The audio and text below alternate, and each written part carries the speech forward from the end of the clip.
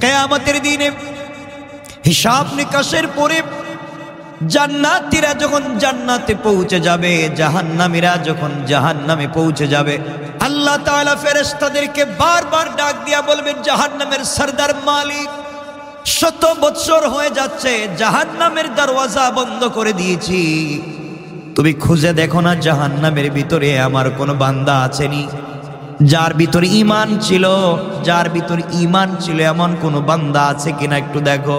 ফেরেশতা খুঁজতে থাকবে, জাহান্নামে কোথাও খুঁজে পাবেন আল্লাহ নাই, কাউকে খুঁজে পাচ্ছি না। আল্লাহ তাআলা বলবেন আবার দেখো।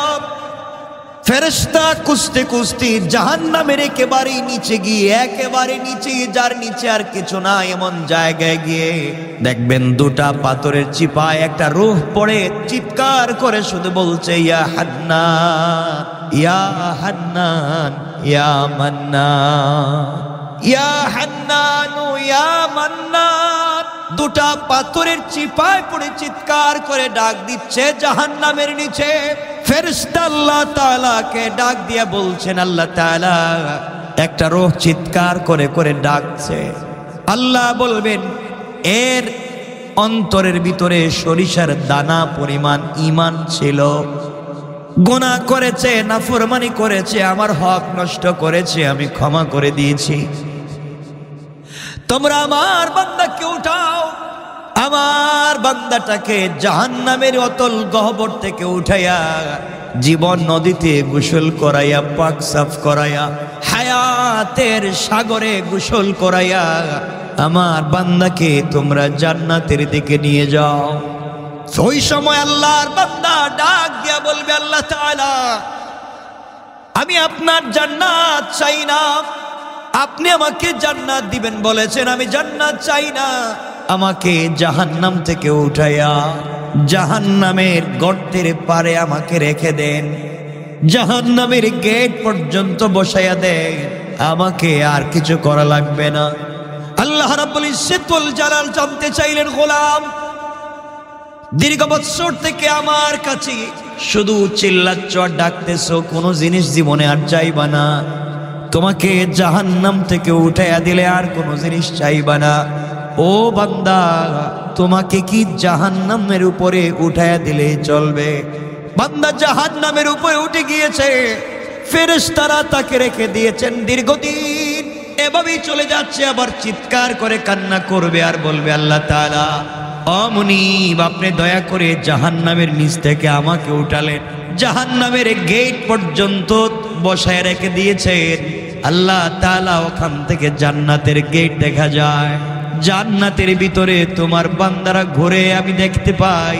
আল্লাহ তোমার কাছে জীবনে আর কিছুই চাইব না, তুমি কি আমাকে একটু জান্নাতের গেটের কাছাকাছি নিয়ে দিবা, আমাকে তুমি জান্নাতের কাছ পর্যন্ত পৌঁছায়া দাও, আমি ওখানে বসে বসে বসে বসে বাকি সময়টুকুন কাটাইয়া দিতে চাই।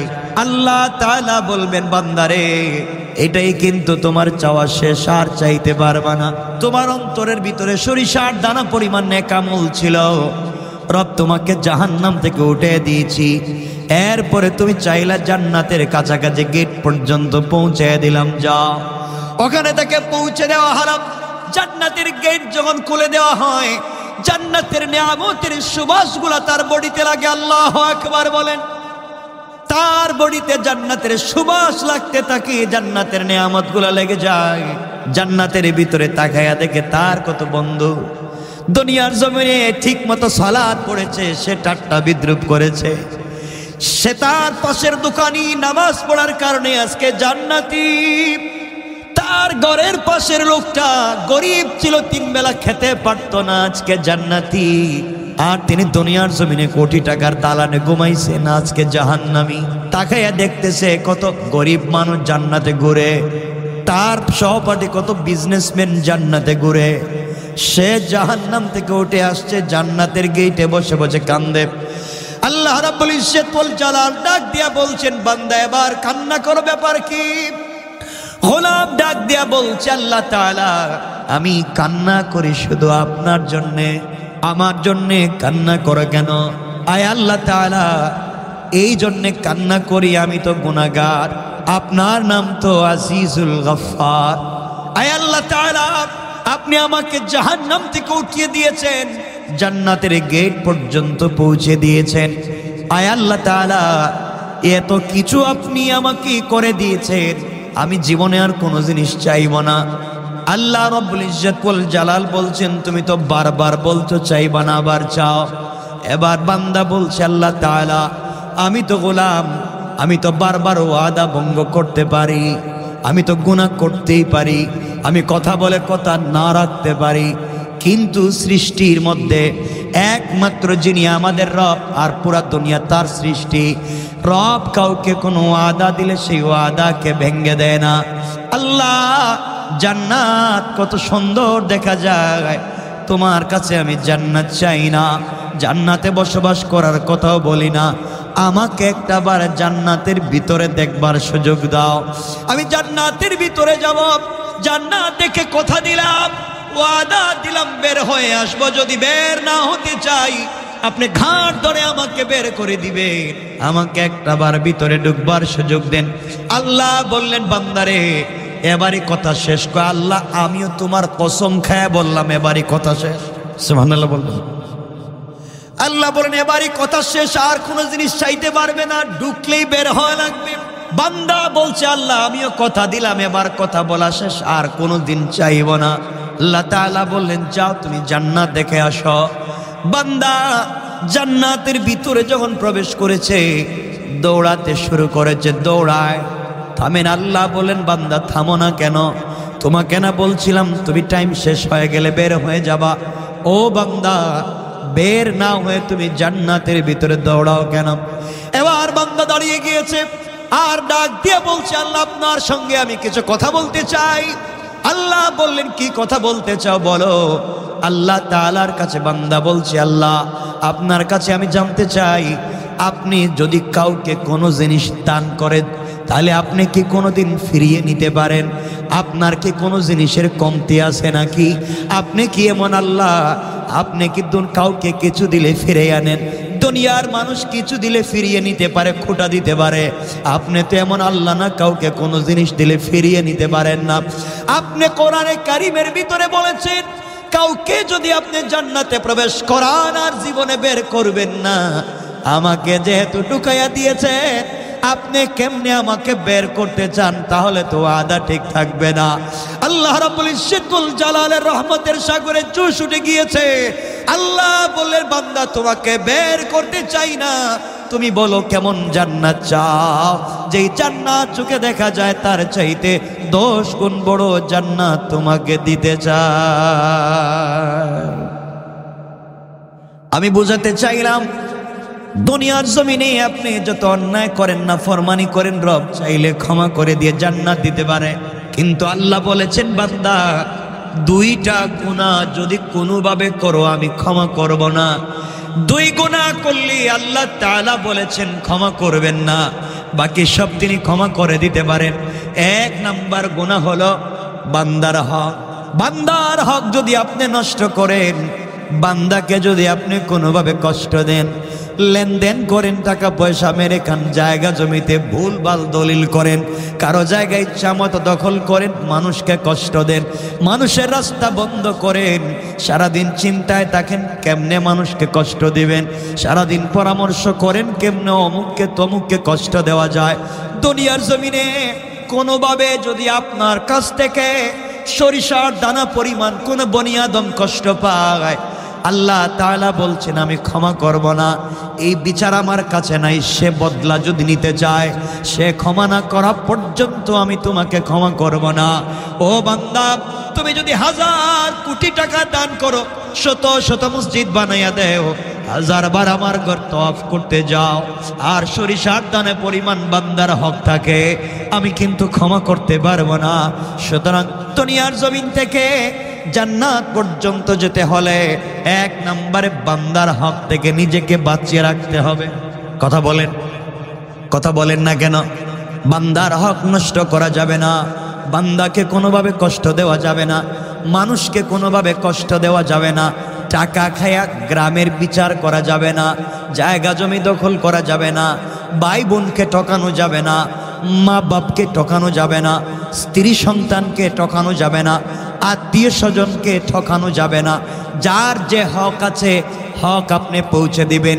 কারো উপকার করতে না পারেন ক্ষতি করতে যাবেন না, কারণ বান্দা আল্লাহ তাআলা বলে দিয়েছেন বান্দার যখন হক নষ্ট করা হয়, যে হক নষ্ট করে তার নাম জালেম, যার হক নষ্ট হয় তার নাম মাজলুম। আর আল্লাহ রাব্বুল ইজ্জত ওয়াল জালাল বলে দিয়েছেন কিয়ামতের দিন কোন জালেমের দিকে আমি তাকাবো না, কোন জালেমের কথাও শুনবো না, আর মাজলুম যে হবে তার হিসাব নিব না, বিনা হিসাবে জান্নাত দিতে চাই। সুবহানাল্লাহ জুড়ে বলেন। এই জন্য দুনিয়ার জমিনে চলার পথে আমরা যদি ঠকে যাই, কেউ যদি আমাদেরকে কষ্ট দিয়ে থাকে, আমাদের হক নষ্ট করে থাকে, আমাদের জায়গা জমি দখল করে থাকে, আমাদের টাকা পয়সা মেরে খেয়ে থাকে, আমাদেরকে কষ্ট দিয়ে থাকে, সুযোগ থাকলে ক্ষমা করে দিবেন, হয়তো আল্লাহ আপনাকে বড় করে দিবেন। কিয়ামতের দিন হয়তো আপনি তাকে ক্ষমা করবেন না। আপনাকে যদি কেউ কষ্ট দেয় আর আপনি যদি মাজলুম হয়ে যান, গভীর রাত্রে হাত উঠে চুপ থেকে পানি ছেড়ে দেন। আল্লাহ রাব্বুল ইজ্জত ওয়াল জালাল বলেছেন কোন জিনিস দিয়া আমার তখতে তৌসকে, আমার আরশে আজিমকে কাঁপানো যায় না, কিন্তু মাজলুমের চুপ থেকে এক ফোঁটা পানি পড়ে গেলে আমার পুরা আরশ যেন কেঁপে যায়। এই জন্য এক নম্বর, কোনোভাবেই কোনো কৌশলে কোনোভাবে বান্দার হক নষ্ট করা যাবে না। যার যত হক আছে, যার যত প্রাপ্য আছে তাকে পৌঁছে দেওয়া লাগবে ইনশাআল্লাহ। সবাই বললেন না?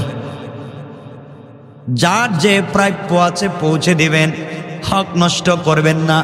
আপনি বড় মানুষ, আপনি এলাকার বড় মানুষ, আপনি বাড়ির বড় ভাই, আপনি জায়গা জমি নিজের নামে নামজারি করালেন, প্রিন্ট করালেন, দলিল করলেন, বুয়া বানালেন, আপনি জায়গা জমি দখল করলেন, সব বাড়িতে থাকবে, সব দুনিয়ায় থাকবে, আপনাকে কিয়ামতের দিন হিসাব দেওয়া লাগবে।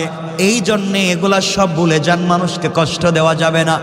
আজকাল গ্রামগঞ্জে দেখবেন মানুষকে, বা ঢাকা শহরেও দেখবেন মানুষকে যারা কষ্ট দেয়, মানুষের হক যারা মেরে খায়, ইন্তেকালের সময় কিন্তু তাদের বহুত কষ্ট হয়। কথা বল, এটা বহুত কষ্ট। মানুষের হক নষ্ট করলে মরার সময় কষ্ট হবে। তাহলে এক নাম্বার, বান্দার হক নষ্ট করা যাবে, বলেন না যাবে। দুই নাম্বার, শিরিক করা যাবে। আল্লাহ রাব্বুল ইজ্জত ওয়াল জালাল বলেছেন ইন্নাহু মাইয়ুশরিক বিল্লাহ ফাকাদ হারামাল্লাহু আলাইহিল জান্নাহ ওয়া মাওয়াহুন নার। আল্লাহ রাব্বুল ইজ্জত ওয়াল জালাল বলে দিয়েছেন যারা আমি আল্লাহর সঙ্গে শরীক করলো, হারামাল্লাহু আলাইহিল জান্নাহ, তার জন্য জান্নাত একেবারে হারাম। ওয়া মাওয়াহুন নার, তার অরিজিনাল ঠিকানা জাহান্নাম। ওয়া মা লিয-যালিমিনা মিন আনসার, কিয়ামতের দিনে কেউ তাকে সাহায্য করতে পারবে না।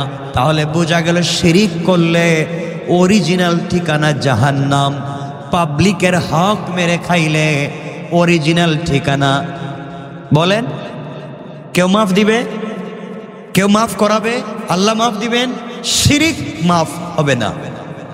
মানুষের হক মাফ হবে, মাফ করাতে চাইলে দুনিয়ায় মৃত্যুর আগে যার হক নষ্ট করছেন তার হক তাকে পৌঁছে দেন। আপনারা মনে করছেন আস্তাগফিরুল্লাহ আস্তাগফিরুল্লাহ আস্তাগফিরুল্লাহ, এটার নাম মনে হয় তওবা। এ তো ভুয়া জিনিস। পাবলিক রে মাইরা খাইয়া সারাদিন আস্তাগফিরুল্লাহ বলি, পাবলিক রে ঠকাইয়া রাত দিন আস্তাগফিরুল্লাহ বলার মধ্যে কোনো সওয়াব? বলেন কোন সওয়াব? তওবা হচ্ছে যার যে হক তার কাছে হক পৌঁছে দেওয়া, এটার নাম তওবা। কথা বুঝতে পেরেছেন? এজন্য যারা কলেজে পড়েন, ইউনিভার্সিটিতে পড়েন, আপনি ইউনিভার্সিটির কাছাকাছি কত ক্যান্টিন আছে, আপনি কত সিঙ্গারার সমস্যা খাইছেন, কত রং চা খাইছেন। আঙ্কেল বিল দিমুনে, এই যে দিমুনে বলছিলেন আর নাই, হয় না এগুলা? আমরাও তো পড়ে আসছি। বিকালে নাস্তার টাইমে চা খাইছেন দিমুনে, আগামী মাসে আব্বা টাকা পাঠাইলে কই? হয়তো আপনি এখান থেকে চলে গিয়েছেন, অন্য জায়গায় চাকরি নিয়েছেন, আপনি সব ভুলে গিয়েছেন। হয় না এগুলা? আপনি এখানে একটা বাসা ভাড়া নিয়েছেন, এক মুদি দোকান থেকে আপনি হয়তো কোনো জিনিস 2, 4, 5, 10, 20 টাকা নিয়েছেন, ভুলে গিয়েছেন। এই যে হক, মাফ হওয়ার কোনো সম্ভাবনা নেই, কোনো সম্ভাবনা নাই। ওটা আল্লাহর খাতায় লেখা আছে কিয়ামতের দিন বাইর করে দিবেন। বলবেন ইকরা কিতাবাকা, পড়ো তোমার এই কিতাব, কাফা বিনাফসিকাল ইয়াউমা আলাইকা হাসিবা। যা করে আসছিলা পিছনে এই যে দিলাম, পড়ে পড়ে দেখো ঠিক আছে নি। এখন ওই সিঙ্গারা সমোসার হিসাব দেওয়া লাগবে, ওই রংচার হিসাব দেওয়া লাগবে। এজন্যে আমরা এগুলো দেখবো। আমরা চাকরির সুবাদে বিভিন্ন জায়গায় বসি, আমরা ঋণ করি, আমরা টাকা পয়সা দোকান থেকে কিছু খাই, হয়তো টাকা দেই না। এরপরে দেখবেন রিক্সাওয়ালারে আমরা ভাঙতি দেওয়ার সময় ভাই এই টাকাটা নেন, 2 টাকা ভাঙতি নাই অন্যদিন। আচ্ছা অন্যদিন কি রিক্সাওয়ালারে পাওয়ার সম্ভাবনা আছে? তো বলেন তো, আপনারা তো বলেনি যে অন্যদিন যদি দিমুনে বাড়াইয়া, বলেন না কথাগুলো অনেকে, অন্যদিন দিবেন বাড়াইয়া, তো অন্যদিন পাইলে না এনে দিবেন। এটা করবেন না, পাবলিকের হক বড় সেন্সিটিভ ব্যাপার। কোনো তাহাজ্জুদে কাজ হবে না, কোনো সাজদায় কাজ হবে না, কোনোভাবেই কাজ হবে না, এগুলো মাফ নিতে হয়। এজন্য আল্লাহর ওয়াস্তে আমরা কোনোভাবেই বান্দার হক নষ্ট করব, সবাই বলেন না, নষ্ট করব, শিরিক করব, এই 2টা জিনিস মাথায় রাখবেন। আল্লাহ রসুল বলছেন তোমরা আমাকে 2 জিনিসের গ্যারান্টি দাও। এই হাদিসে আল্লাহ রসুল বলছেন তোমরা আমাকে 2 জিনিসের গ্যারান্টি দাও। একটা হচ্ছে বান্দার হক মেরে খাবা না, আল্লাহর সঙ্গে শিরিক করবা না, আমি তোমাদেরকে জান্নাতের গ্যারান্টি দিলাম। অন্য হাদিসে বলেছেন তোমরা তোমাদের মুখকে হেফাজত করো, লজ্জাস্থানের হেফাজত করো, আমি তোমাদেরকে জান্নাতের গ্যারান্টি দিলাম। তে আমরা এখানে শুধু আমি এতটুকুন বলছি, আমরা বান্দার হক নষ্ট করব না। আর কথা বলেন না, শিরিক বুঝেন তো, আল্লাহর সাথে শরিক করা, অংশীদার বানানো, মত মনে করা, আমরা এগুলো করব না। দোকান না খুললে পেট চলবে না, ছেলে বিদেশ থেকে টাকা না পাঠালে আমার চলবে না। তো ছেলে যখন বিদেশে ছিল না, চলতো না আপনার? কথা বলেন না কেন? দোকান যখন বন্ধ ছিল, চলে নাই আপনার? তো এই ছোটখাটো কথাও শিরিক হয়ে যায়। মানে রাখবেন, এগুলার থেকেও আমাকে বাঁচতে হবে। শিরিক ফি জাত, শিরিক ফি সিফাত, শিরিক ফিল আমাল। আমলি শিরিক থেকে বাঁচতে হবে, জাতি শিরিক থেকে বাঁচতে হবে, সিফাতে শিরিক থেকে বাঁচতে হবে ইনশাআল্লাহ। কয় জিনিস আজকের পুরো আলোচনা থেকে আমরা বাঁচবো? কয় জিনিস থেকে?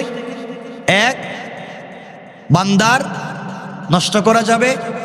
2, শিরিক করা যাবে। আপনি নামাজ পড়েননি, আল্লাহর কাছে জবাব দিবেন। রোজা রাখেননি, আল্লাহর কাছে জবাব দিবেন। হজ করেননি, আল্লাহর কাছে জবাব দিবেন। আল্লাহ চাইলে ক্ষমাও তো করে দিতে পারেন। একজন রোজা রাখে নাই, হজ করে নাই, যাকাত দেয় নাই, কুরবানি করে নাই, কিচ্ছু করে নাই, কিন্তু মরার আগে হয়তো এমন ছোট 1 সেকেন্ডের কোনো একটা আমল করছে, আল্লাহর কাছে এটা ভাল লাগছে। এই আমলটুকু আল্লাহর কাছে ভাল লাগছে, আল্লাহ তার জিন্দগির পুরো আমল নামার গুনাহকে মিটাইয়া দিবে। ইল্লা শিরিক করলে ওটা থাকবে, ওটা মিটবে না। পাবলিকের হক নষ্ট করলে ওটা থাকবে, ওটা মিটবে না। এজন্য আমরা এই 2 জিনিস থেকে নিজেকে বাঁচাবো। সবাই বলেন ইনশাআল্লাহ। আল্লাহ আমাদের কবুল করো, আমিন। হযরত নূহ আলাইহিস সালাম আল্লাহর কাছে বলতে চাইলেন, আল্লাহ আমিও তোমার কাছে চাই, আমার উম্মতেরা যারা এত কিছু করবার পরে এত ভালোবাসা, এত দোয়া, এত নসিহত, এত উত্তম ব্যবহার, এত দিন তাদেরকে এতদিন ওয়াজ নসিহত, এত কিছুর পরেও ভালো লাইনে আসে নাই, এরপরে আমারে খুঁচায়, মাফ করে দিলাম, আপনারে গালি দে, আপনারে মারতে চায়, আপনার বিরুদ্ধে যুদ্ধ করতে চায়, রাত দিন শিরিক করে, একজন আর একজনকে ঠকায়, তাদের কাছে শিরিকও আছে, বান্দার হক নষ্ট করার জিনিস আছে। আল্লাহ এই 2 জিনিস দিয়ে তারা ভরে গিয়েছে, এদেরকে তুমি দুনিয়ার জমিনে রেহাই দিবেন? কে দোয়া করছেন? আল্লাহ বলছেন কি হয়েছে? আমার সাথে শিরিক করছে, বান্দার হক নষ্ট করছে, এদেরকে আমি মেরে ফেলে দিব। তুমি এই কথা বলছো কেন? এদেরকে বাঁচায় রাখলে সমস্যা কি? কে বলছেন? নূহ আলাইহিস সালামকে বলছেন। আল্লাহর পয়গম্বর নূহ আলাইহিস সালাম জবাব দিতে লাগলেন, ইন্নাকা ইন তাদারহুম ইউদিল্লু ইবাদাকা ওয়া লা ইয়ালিদু ইল্লা ফাজিরান কাফফারা। আয় আল্লাহ তাআলা, আপনি আমি নূহকে ভালো করে চিনেন। আমি রাগ বশত কষ্ট পেয়ে কথা বলছি না, রাগ করে বলছি না, তাদেরকে ধ্বংস করে দেন। আমি তাদের কার্যকলাপের ভিত্তিতে, কাজকর্মের ভিত্তিতে বুঝতে পারতেছি আপনি যদি তাদেরকে রেহাই দেন, আপনি যদি তাদেরকে দুনিয়ার জমিনে বাঁচায় রাখেন, তারা আপনার বান্দাদেরকে পথভ্রষ্ট করবে এবং জন্ম দিতে থাকবে দুনিয়ার জমিনে শুধু কাফের আর পাপিষ্ঠ। কন্যা নাউজুবিল্লাহ। আয় আল্লাহ তাআলা, এরা শিরিক করে, এরা বান্দার হক নষ্ট করে, জীবন্ত সন্তানকে পুড়িয়ে মারে, বাবা ছেলের হক মারে, মা মেয়ের হক মারে, ভাই ভাইয়ের হক মারে, নারীরা সব চরিত্রহীন হচ্ছে, পুরুষেরা নির্লজ্জ হয়ে যাচ্ছে। আয় আল্লাহ তাআলা, এই সমাজ এদেরকে বাঁচিয়ে লাভ নাই, এরা আপনার জমিনে থাকে, আপনার দেওয়া জিনিসপত্র খায়, এরপরেও আপনার শুকর আদায় করে না, একমাত্র আপনার ইবাদত করে না। আমি বলছি এদেরকে এই জন্যে ধ্বংস করে দেন। এরা বেঁচে থাকলে যারা ভালো মানুষ আছে তাদেরকেও পথভ্রষ্ট করবে, এদেরকেও ধ্বংস করবে, এবং ওরা যাদেরকে দুনিয়ার জমিনে জন্ম দিবে তারা হবে সকলগুলা পাপাচারী। সমাজ পাপাচারে নষ্ট হয়ে যাবে। আপনার সৃষ্টি সমাজ নষ্ট করতে চাই না, এই জন্যই খারাপ লোকগুলাকে ধ্বংস করে দেয়। তাহলে মানুষ যদি খারাপ হয় তাহলে জন্ম দেয় খারাপ। কথা বলে না কেন? এখান থেকে বুঝতে পারলাম নূহ আলাইহিস সালাম আল্লাহর কাছে বলছেন, আল্লাহ এরা তো খারাপ লোক, এরাও জন্ম দিবে খারাপ লোক, তাহলে সমাজে খারাপ লোকের বসবাস বেড়ে যাবে, এই জন্য আপনি এদেরকে ধ্বংস করে দেন। কি করে দেন? এখন আমাদের সমাজে খারাপ লোক নাই, একবারেই নাই, খারাপ লোকের অভাব নাই। এই জমিন কেমনে যে আছে একমাত্র আল্লাহ জানেন, কেমনে জমিন টিকিয়ে রেখেছেন একমাত্র আল্লাহ জানেন। সুতরাং আমরা যারা আছি আমরা আল্লাহর ওয়াস্তে খারাপ কাজ করব না, বলেন না ইনশাআল্লাহ। এরপরে হযরত নূহ আলাইহিস সালাম বলছেন, আল্লাহ আমি যে বললাম সবগুলারে ধ্বংস করে দেন, তাই বলে যদি একবার ভালো মানুষের ধ্বংস করতে শুরু করেন, আমি যে বলছি সবগুলারে মাইরে ফেলাম, এখন যদি এর ভিতর দিয়ে ভালো মানুষও বিপদে পড়ে যায় তাইলে তো ঝামেলা। হযরত নূহ আলাইহিস সালাম আবার আল্লাহর কাছে দোয়া করলেন। আল্লাহর কাছে দোয়া করে বলছেন, আল্লাহ তাআলা রব্বি গফিরলি ওয়ালি ওয়ালিদাইয়া ওয়ালিমান দাখালা বাইতিয়া মুমিনান ওয়ালিল মুমিনিনা ওয়াল মুমিনাতি ওয়ালা তাজিদিজ জালিমিনা ইল্লা তাবারা। হযরত নূহ আলাইহিস সালাম বলতে লাগলেন, হে আমার পালনকর্তা, আপনি আমাকে, আমার পিতামাতাকে, যারা মুমিন হয়ে আমার গৃহে প্রবেশ করবে তাদেরকে, এবং মুমিন পুরুষ এবং মুমিন নারীদেরকে ক্ষমা করুন, এবং জালেমদেরকে, শুধুমাত্র কেবলমাত্র জালেমদেরকে ধ্বংস করুন। আগে দোয়া করেছেন সবগুলারে ধ্বংস করে দেন। আল্লাহ তাআলা এখন চিন্তা করলেন, নূহ আলাইহিস সালাম আমার কথা যদি আল্লাহ সবাইরে ধ্বংস করে দেয়, মুমিন মুমিনাতরেও যদি মেরে ফেলে, আবার তিনি পরিষ্কার করে বুঝাইয়া দোয়া করলেন বাচ্চাদের মতো। বাচ্চা যখন বাবার কাছে কোনো জিনিস চায়, বাবা বলেন বুঝি নাই, এ সুন্দর করে বুঝাইয়া তার নিজের ভাঙ্গা ভাষা দিয়ে বোঝাতে চায়। আল্লাহ রাব্বুল ইজ্জতুল জালালকে এবার নূহ আলাইহিস সালাম বুঝালেন, হে আমার পালনকর্তা রব্বি, হে আমার পালনকর্তা, আমি বলতে চাইলাম আপনি আমাকে, আমার পিতামাতাকে, যারা মুমিন হয়ে আমার গৃহে প্রবেশ করবে তাদেরকে, আমার ছেলে মুমিন হয়ে আমার গৃহে প্রবেশ করতে পারে নাই, তাকে বাঁচাবার কথা আমি বলছি না, যারা মুমিন হয়ে আমার গৃহে আসবে আপনি তাদেরকে বাঁচান। এখান থেকে নূহ আলাইহিস সালাম বুঝাতে চাইলেন, ঘরের ভিতরে যারা মুমিন থাকবে না, নিজের ঘরে বসবাস করবে, নিজের প্লেটে খাইবে, নিজের টেবিলে খাইবে, এক ঘরে ঘুমাবে, এক বিছানায় থাকবে, কিন্তু মুমিন হবে না, নূহ আলাইহিস সালাম তাদের পক্ষে আছেন। তাহলে বুঝাতে চাইলেন আল্লাহ তাআলা, ওয়ালিমান দাখালা বাইতিয়া মুমিনা, যারা আমার ঘরে মুমিন হয়ে প্রবেশ করবে তাদেরকে বাঁচান। আল্লাহ আপনি আমাকে, আল্লাহ তাআলা আপনি আমাকে, আমার মা বাপকে, যারা মুমিন হয়ে আমার গৃহে প্রবেশ করবে তাদেরকে, এবং মুমিন পুরুষ মুমিন নারীদেরকে আপনি ক্ষমা করে দেন, আর ধ্বংস করেন শুধু ওয়ালা তাজিদিজ জালিমিনা ইল্লা তাবারা। আয় আল্লাহ, ধ্বংস যদি করে দিতে হয় একমাত্র জালেমদেরকে কেবল ধ্বংস করে দেন, বলেন নাউজুবিল্লাহ। তাহলে আমরা আলোচনার শুরুতে বলছিলাম যদি কেউ জালেম হয়ে যায় আল্লাহ বলছেন তাদের সাথে কোনো সম্পর্ক কিয়ামতের দিন নাই। নূর ইসলাম এখানে দোয়া করতেছেন, আল্লাহ ধ্বংসই যদি করতে হয় সব জালেমরে ধ্বংস করো। আমরাও দোয়া করি, আল্লাহ ধ্বংসই যদি করতে হয় যারা আমাদের গৃহে মুমিন হয়ে ঢুকবে, যারা মুমিন মুমিনাত হয়ে সমাজে বসবাস করবে, আল্লাহ তুমি তাদেরকে বাঁচাইয়া রাখো, জান্নাত তাদেরকে ওয়াজিব করো, আর দুনিয়া যারা জালেম হবে তুমি ধ্বংস করো। ঠিক না? আমিন বলেন সবাই, আমিন বলেন। আমরাও জালেম থেকে বেঁচে থাকতে চাই, আল্লাহ আমাদেরকে হেফাজত করুক, বলেন আমিন। এটা হচ্ছে সূরা নূহের শেষ আয়াতগুলোর অনুবাদ। এরপর থেকে আল্লাহ তাআলা সূরা জিন শুরু করবেন, কুল উহিয়া ইলাইয়া বলে আল্লাহ তাআলা আর একটা সূরা শুরু করতে যাচ্ছেন। এখানে অনেকগুলো লম্বা চৌড়া কথা আছে, আমরা সবগুলা কথায় যেতে পারবো না।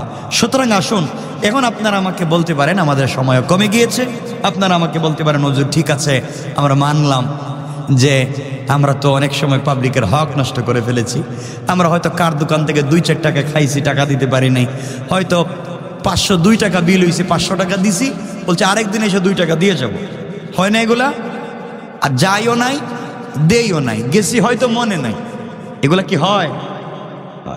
এখন আমরা এগুলোর থেকে বাঁচবো কেমনে? সব ভুলে গিয়েছি, যার কাছ থেকে আনছি হয়তো সে মরে গিয়েছে, অথবা আমি এলাকা ছেড়ে দিয়েছি, অথবা তার আত্মীয় স্বজনকে চিনি না।